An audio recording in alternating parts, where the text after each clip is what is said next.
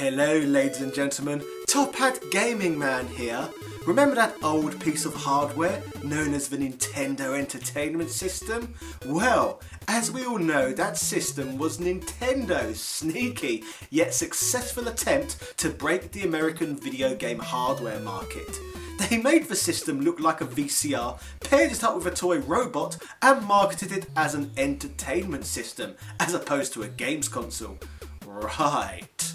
Also, as we know, the entertainment system thingy, in which they never seem to shut up about in the United States, is essentially a Nintendo Famicom in disguise. Excuse a few technical changes, of course. The majority of the games released on the NES were all direct conversions from games first released on the Famicom.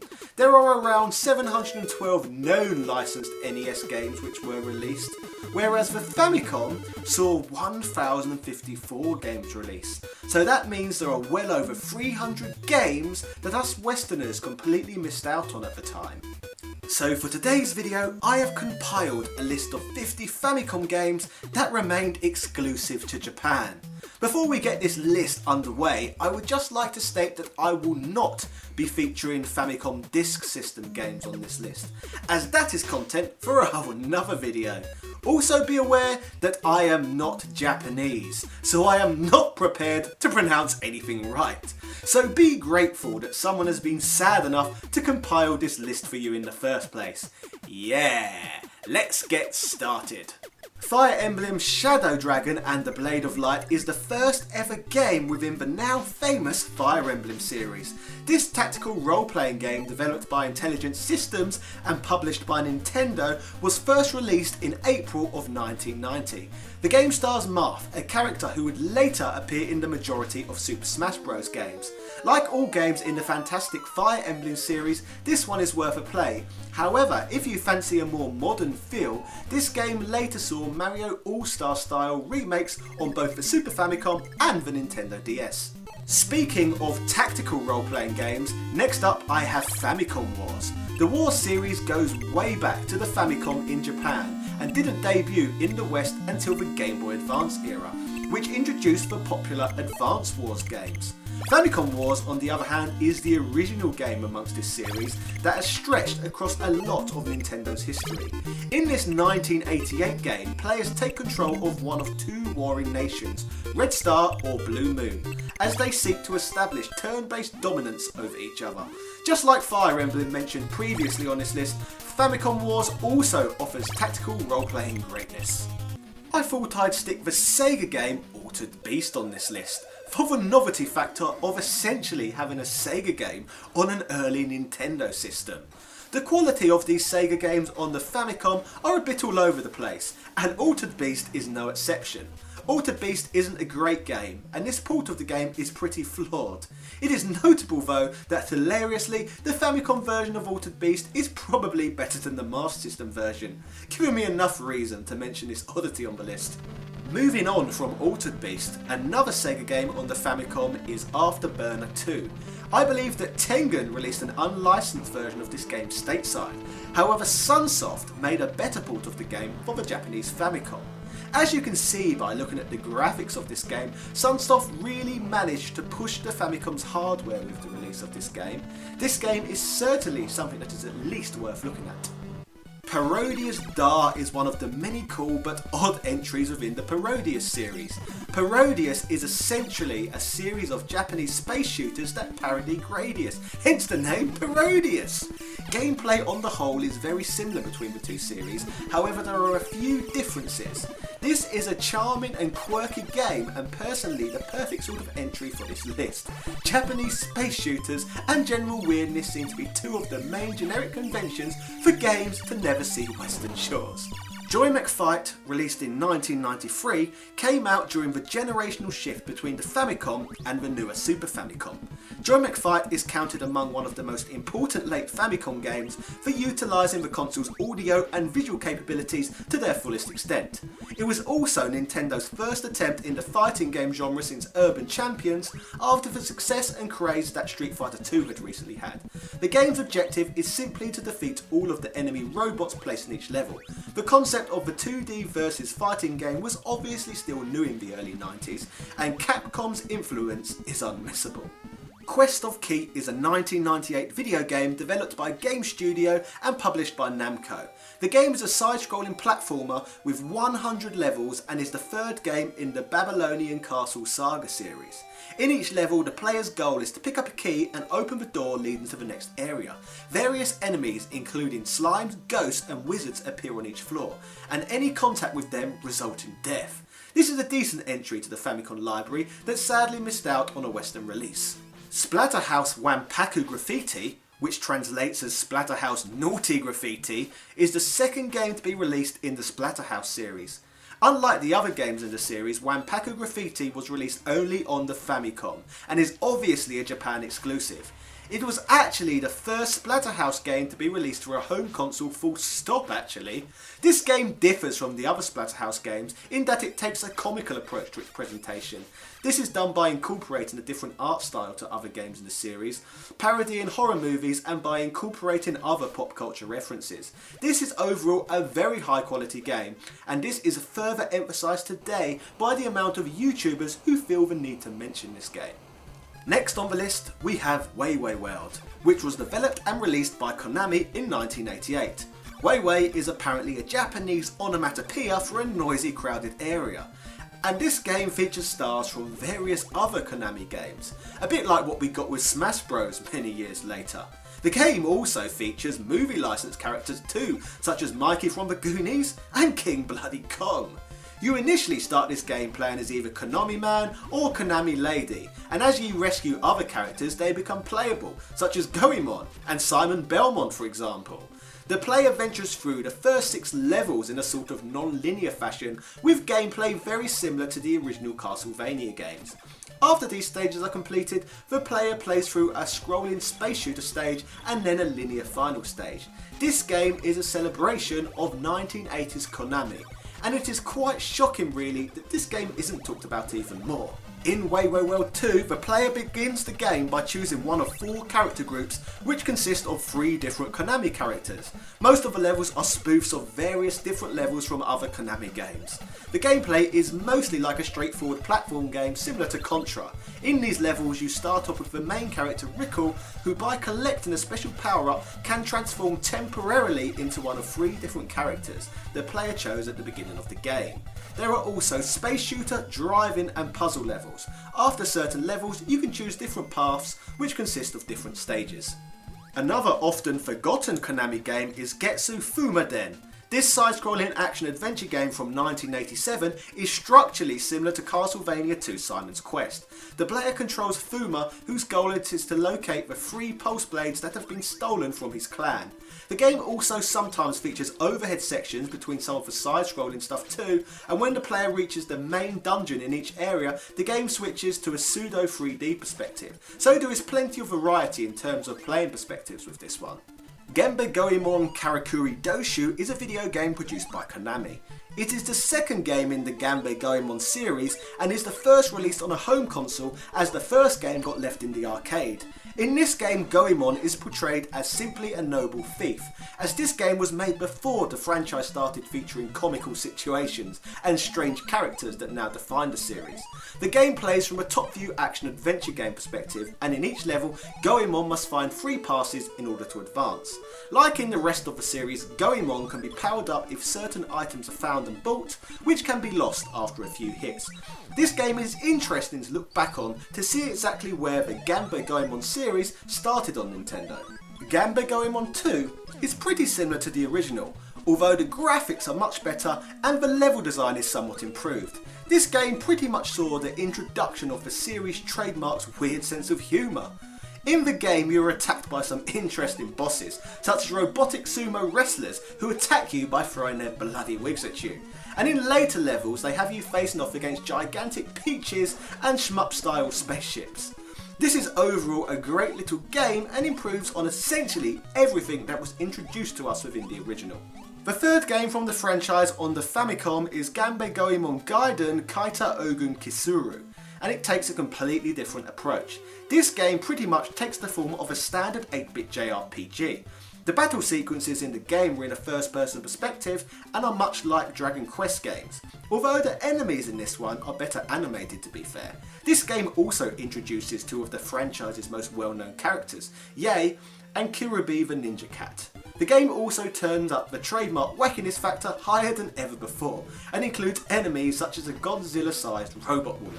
The fourth and final Goemon game on the Famicom, Ganbare Goemon Gaiden 2 Tenka no Zeiho, is another JRPG and plays in a very similar way to its prequel. The character sprites have been improved and the rest of the game's graphics are pretty similar, and the battle viewpoint is now in third person. Like in many of the Goemon games, there are a lot of silly amusing moments throughout the game. The game also features a couple of mini-games, the weirdest of them being a strict version of rock, paper, scissors, so this one is perfect for all the anime perverts out there. Star Wars, released for the Famicom in 1987, is a completely different game from that of the Star Wars game released on the NES. This game, developed by Namco, is a side-scroller where you play as Luke Skywalker. Namco chucked the original Star Wars story aside for some reason, and in this game, Luke embarks on a journey to find his companions held prisoner across the galaxy. He also fights countless incarnations of his arch nemesis Darth Vader, who unexpectedly turns into terrifying monsters throughout the game. The game is brutally difficult, but still probably better than the Star Wars game we got for the NES. Master Takahashi's Adventure Island 4 is a 1994 platform game released by Hudson Soft. It is the fourth and final Adventure Island game, and it bears the distinction of being the final official Famicom game ever released. This entry in the series plays a lot less like a linear platformer and more of an action-adventure platformer, similar to the later Wonder Boy games. The story of this game sees the evil eggplant wizard kidnap Master Higgins' helpful creatures and later his girlfriend Tina. This game sees Master Higgins go on an adventure to save them and stop the evil eggplant once and for all. Overall, this is a Japan exclusive, which is certainly worth a try. Mitsu ga Tohru is a video game developed by Natsume and published by Tomy. It is based on the manga and anime called The Three-Eyed One. The player controls Hazuki Shiraku, the last three-eyed man. The game contains 5 levels with different designs and a boss at the end of every stage. The player's character can shoot and jump, and he can also summon the Red Condor, which is an important weapon during the game. This game is a great side-scroller that features decent platforming, the kind we have come to expect from games of this era. Kaiketsu Yanchamaru 2 Karakuri Lang is the second game in the Kid Niki series and the first to remain a Japan exclusive. In this 1991 IRM side-scroller, you play as Yanchamaru and use his spinning blade to save the princess once again. A nice touch is that you can swing your blade in both upwards and downward motions, giving you some decent control over your weapon. You can also turn yourself into a variety of pink coloured animals too, including an elephant, a bird and a frog. However, these transformations are not very useful. This game overall is quite decent. Its biggest weakness is probably its difficulty, with it being a tad easy. Kaiketsu Yanchamaru 3 Taiketsu Sawa Ringen, also released by IRM, this time in 1993, is the final entry in the Kid Niki trilogy of games for the Famicom. The art style in this game has changed and the player's character looks a lot less like a typical wide-eyed anime drawing. The boss battles in this one feel almost Mega Man-esque, with very similar looking room design and enemy patterns. In this side-scroller this time, your character has a bow staff, and you can use this bow staff to wall jump and use the pogo stick to bounce vertically. The game is colourful and bright looking and is certainly at least worth a playthrough. Moon Crystal, released in 1992 by Hector, is a game that feels like it was most likely inspired by the Prince of Persia. However, Moon Crystal is arguably somewhat better as it features much tighter controls. The animations in Moon Crystal run perhaps smoother than in any other game on the system. However, the visuals hold up beyond the character animations as the game occasionally uses multiplane scrolling. This free climbing game features some of the most interesting visuals on the system, and for that alone the game stands out somewhat. The Goonies 2 is somewhat of a well-known game for the NES, However, for some reason, its predecessor, the first Goonies game, never saw the light of day outside of Japan. This 1986 platform game is obviously based off the film of the same name. The game is a typical console-style game, although it's a bit more in-depth than your average one. You play as Mikey as you go through 6 stages to rescue all of your kidnapped friends. Mikey can only kick his foes at the beginning of the game, however you'll eventually find bombs that open doors or slingshots with limited ammo as the game progresses. Captain Tsubasa Volume 2, Super Striker, is part of a cinematic soccer series of games started on the Famicom. This game, released in 1990 by Tecmo, is fairly similar to its predecessor, but with some slight graphical improvements. The prequel to this game actually saw an Americanized release named Tecmo Cup Soccer Game, which is also a cinematic soccer game. This term refers to the style of the gameplay, rather than being a straightforward soccer sim. Many of the Captain Tsubasa games featured fully animated cutscenes throughout the match, leaving the player to make key strategic decisions and then watching the outcome. This is a unique gaming genre, which I suppose you do not hear a great deal about today. Crazy Climber is a coin-operated arcade game produced by Nichibutsu in 1980. Crazy Climber was actually the first video game revolving around climbing, specifically climbing buildings, predating that of even Nintendo's 1981 release, Donkey Kong. 1986 saw a decent port of the game released for the Famicom, which did a fantastic job of recreating the arcade experience for the living room. Argos is a vertical shooter by Jaleco, and a conversion of an arcade game originally released in 1986. The player takes control of a space fighter equipped with a front laser gun and ground bombs. While scaled down from its arcade counterpart, Argos is still a decent Japanese space shooter, and what sort of Japanese list would this even be without the addition of space shooters on it? Majora Hoy was released in 1990 and is a JRPG that hit the Famicom following the Dragon Quest boom. There is now a fully playable fan translation of this game available to play online. The game features your traditional JRPG setup in which you find yourself traversing yet another expansive world and taking on monsters through a traditional battle system. The game actually follows in the game Mother's footsteps and features comedic moments and pop culture references, many of which though that only the Japanese would understand. Perman Enban O Torikasi is a 1990 action platformer published by IREM. The game is based off the Perman anime that shares the same name. This is a bright, vivid side-scroller which is in some ways similar to Alex Kidd, in the fact that in this game you must try and save the world with your fists. This is one of the many decent side-scrolling platformers that never saw the light of day outside of Japan. I suppose with this one it makes sense though, as it isn't a TV series I have ever seen broadcast on television back home. Now, Samurai Pizza Cats on the other hand is a television programme they did used to show on the telly when I was younger. This was back in the day when there was a number of shows that were trying to replicate the success of the Teenage Mutant Ninja Turtles, and dirty human concepts such as furries hadn't even come into fruition yet. In 1991, Tecmo released a video game based on the franchise. The game is a great side-scroller with vibrant graphics. Players take the role of 3 main cats who could be switched at any time, and each have special abilities to progress through the game. This game is decent enough to find fun in, even if you have never seen the series. Jesus Kyofu no Biomonster is a 1987 video game developed by Chunsoft and published by King Records. The game proceeds as a linear adventure game in which the player chooses an action and what to perform the action on. These actions vary based on the room and the situation.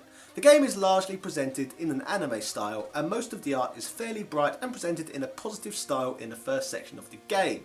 That changes though in the other sections, where the game's atmosphere and music take a more serious tone. Kid Dracula is a comical gothic themed platform video game and a spin-off to the Castlevania series.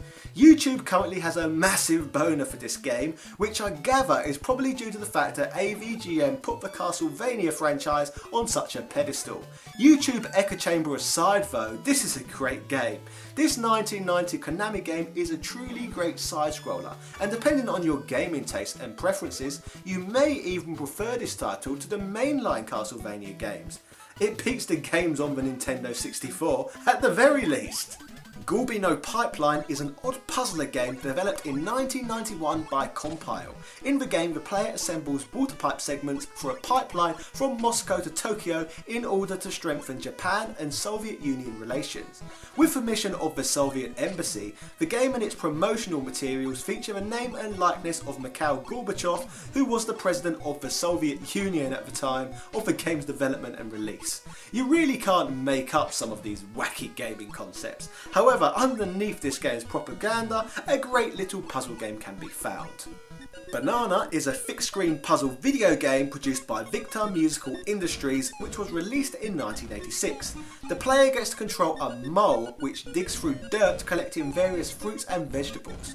In most stages, the produce must be collected in a specific order, or the player may become stuck and be forced to restart the stage. During the stages, the player must also retrieve a female mole, referred to in the instruction manual as the player's daughter-in-law, because, well, Japan! This is a really fun puzzle game where players can even design their own levels. Take that, Mario Maker! Gradius 2 is a horizontally scrolling shooter, originally released for the arcades in Japan in 1988. The game also saw a port to the Nintendo Famicom.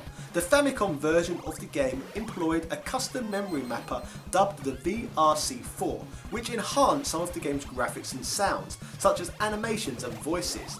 The VRC4 is perhaps the very reason that we missed out on this game in the West, since the NES was not compatible with the technology that was used.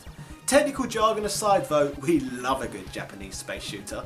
Sweet Home is a 1989 survival horror role-playing video game developed and published by Capcom and another firm favourite of the YouTube echo chamber. It is based on the Japanese horror film of the same name and was supervised by the film's director Kiyoshi Kurosawa. I'm no good at Japanese. The game was directed by Tohru Fujiwara, who would later go on to produce Resident Evil. Sweet Home heavily inspired the Resident Evil series and is now regarded as a survival horror game retrospectively. The game remained a Japan exclusive due to its use of brutally horrific imagery. Pizza Pop, with an exclamation mark, is a platformer in which the protagonist must deliver pizza to various dangerous locations in order to make enough money to buy his girlfriend an engagement ring. He is thwarted by many enemies, including his romantic rival who appears frequently to take him down. I suppose that's a bit like Groose in that bloody Skyward Sword game. Points are scored at the end of each stage based on completing stages quickly, defeating enemies and recovering extra pizzas. Pizza Pop was developed by Arc Systems Works and is one of their earliest original IPs. It was published by Jaleco and, like all of the games on this list, never left Japan. Hooray! It's everyone's favourite game genre, side-scrolling Japanese space shooters. And Crisis Force is one of these of the vertical variety. This 1991 Konami title's main feature is that it gives the player the ability to alter the form of his ship and change its attack method. The game is one of the best and most impressive shooters for the system. The scenery in the game may seem a bit generic at first, but the later levels begin to show a futuristic take on ancient Egypt. Overall, this is a beautiful looking fluid shooter for the Famicom. Summer Carnival 1992 Rekka is another top bracket space shooter for the platform. The game is played from an overhead perspective and it is notable for pushing the graphical limitations of the Famicom's hardware. The game's normal mode consists of 4 levels which once completed unlock a much harder second quest. This is a fantastic game in which the player ship Rekka must navigate through numerous enemy waves per stage, culminating in large boss encounters. Hurley Diver is a platforming video game developed and published by IREM in 1989. Although IREM's designed the game, its plot and settings are designed in the same vein as Konami's Castlevania series. In fact, one of the stages has sprites and graphics similar to those found in Contra as well, also made by Konami. Although there is no official connection to the Dio album of the same name, there are numerous references to heavy metal music spread throughout the game. Despite being on the extreme difficulty side, this is a great Castlevania love letter. You should check this out for sure. Next on my list, Hello Kitty. You may be thinking right now, but Hello Kitty? That's a girl's game. That's most likely a shameless corporate cash-in like the Barbie game on the NES. Well, if that's your initial thoughts, then fortunately you are wrong about this one. Hello Kitty World is actually a direct follow-up to Balloon Fight. The soundtrack is even identical to that of Balloon Kid for the Game Boy, and the gameplay handles in exactly the same awesome way. I haven't played the two games enough to know, but there is a good chance that either Balloon Fight or Hello Kitty are direct ports and reskins of each other for the Game Boy and Famicom. Maybe someone will inform us in the comment section which one came first. Fire Emblem Gaiden is the second installment in the Fire Emblem series developed by Intelligent Systems and published by Nintendo. The game was released in 1992 and contains all the tactical role-playing tropes and goodness as other games from the series. A remake of the game has literally just been released on the 3DS, entitled Fire Emblem Echoes Shadows of Valentia. So if you fancy playing a souped up modern version of the game, well, now's your chance! The Transformers Mystery of Convoy is a 1986 game developed by ISCO and published by Takara. It is obviously based on the popular toy line by Transformers. The game stars Autobot protagonist Ultra Magnus. The titular mystery is the identity of Optimus Prime's killer, as the 1986 film did not see a Japanese release for another 4 years. Apparently, Optimus Prime's death was not adequately explained to the Japanese audience, so this game was intended to capitalise on that gap. Whilst not the best game in the world, I thought the game was a decent enough inclusion for the fans of the Transformers franchise at least. Door Door is a puzzle platform video game designed by Nakamura and published by Enix. Door Door was first released in February 1983 and was ported to the Famicom in 1985. Japanese gaming magazine Famitsu placed the game among classics such as Mario Bros. And Donkey Kong in its list of best ever Famicom games. So that shows you what kind of weight this game holds in the Far East. Door Door blends the puzzling and platforming game elements that require strategy, anticipation and dexterity. Players control Chun, a small spherical animal outfitted with a baseball cap. Chun is relentlessly pursued by a quartet of aliens in which you must avoid. Hijumaru Makajima is an action-adventure game developed by Capcom from 1987. It is a sequel to the 1984 arcade game also developed by Capcom. Like every game on this list, we never saw a release on the NES. However, a prototype has recently been found which has renamed the game Makai Island. In this game, the hero from a pirate ship must now pilot his own sailing vessel around the ocean surrounding 7 islands. His goal is to find the greatest treasure. To do this, he must collect the keys which open the dock gates to each of the islands. This is done by invading several pirate ships and defeating the captain on board in combat. The gameplay on these pirate ships are taken directly from its arcade predecessor, with some small modifications. The island exploration sections are extremely reminiscent of dungeon exploration aspects from the Legend of Zelda games, which is often compared to. Zoo Ranger is a video game based off of the Super Sentai series of the same name, the same TV series in which they would later use all of the stock footage of the fight scenes to later create the Mighty Morphin Power Rangers in the West. This game, published by Toei, is a decent enough action platformer that all fans of the Power Rangers should try and make the effort to pick up. I reckon I probably would have loved to have tried this one as a kid. Bio Miracle Kruti Oopah is a Konami game that was released in 1988. The game's main character is a baby named Oopah that uses a rattle to attack his enemies. When injured by a rattle, the enemies inflate and float away. These inflated enemies can then be used as temporarily floating platforms to climb to higher places, or they can be used as weapons if pushed in any direction. A bit similarish, I suppose, to the mechanics in the Klonoa games.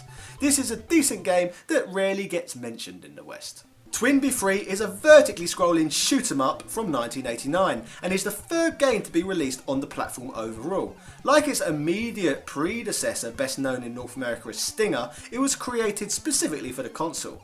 Unlike Stinger, the game was never localised into English or released overseas. It does, however, now have an unofficial fan translation online though, like many of the games included on this list. Mother, the first game in a great trilogy of Japanese role-playing games, with somewhat at times an extremely annoying fanbase. The game is modelled on the gameplay of the Dragon Quest series, but is set in late 20th century United States, unlike its fantasy genre contemporaries. Mother follows the young Ninten as he uses his great-grandfather's studies on psychic powers to fight hostile, formerly inanimate objects and other enemies. An NES version of this game was all set and ready to go when Nintendo decided to cancel the release. Fortunately though, for all of the Mother heretics out there, they have recently released it in English on the Nintendo Virtual Console. Both Final Fantasy II and Final Fantasy III by Square both missed releases outside of Japan at the time. This is why Final Fantasy IV got repackaged as Final Fantasy II in North America on the Super Nintendo, but I am sure you will probably know that fact already. It would be impossible to make this list without the inclusion of these two massive JRPGs. Lucky for all of us though, we did eventually receive localizations of both of these games anyway, so I don't feel I need to go into any further detail regarding these ones.